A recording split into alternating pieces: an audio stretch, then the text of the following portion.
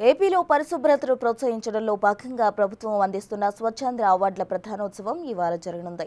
స్వచ్ఛాంధ్రలో ఉత్తమ పనితీరు కనబరిచిన సంస్థలు, వ్యక్తులు, ప్రభుత్వ శాఖలకు సీఎం చంద్రబాబు చేతుల మీదుగా అవార్డులు ప్రదానం చేస్తారు. ఈ కార్యక్రమం కోసం విజయవాడ తుమ్మలపల్లి కళాక్షేత్రంలో అన్ని ఏర్పాట్లు పూర్తి చేసినట్టు అధికారులు వెల్లడించారు.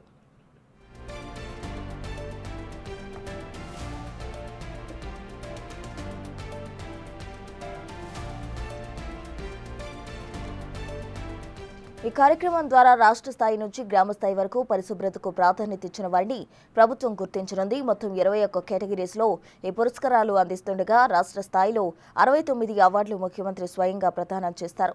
ఇక జిల్లా స్థాయిలో మరో 1257 అవార్డులు విజేతలకు అందించనున్నారు.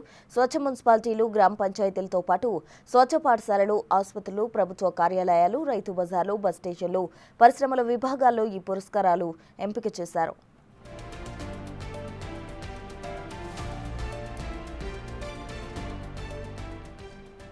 ఇప్పటికే అవార్డులకు రాష్ట్ర స్థాయిలో 6 మున్సిపాలిటీలు, 6 గ్రామ పంచాయతీలు ఎంపికైనట్టు సమాచారం. స్వచ్ఛత కార్యక్రమంలో అద్భుత ప్రతిభ కనబరిచిన మున్సిపాలిటీలకు కేంద్రం ఇస్తున్న స్వచ్ఛ సర్వేక్షణ అవార్డుల తరహాలో స్వచ్ఛాంధ్ర అవార్డులు కూటమి ప్రభుత్వం ఇస్తోంది.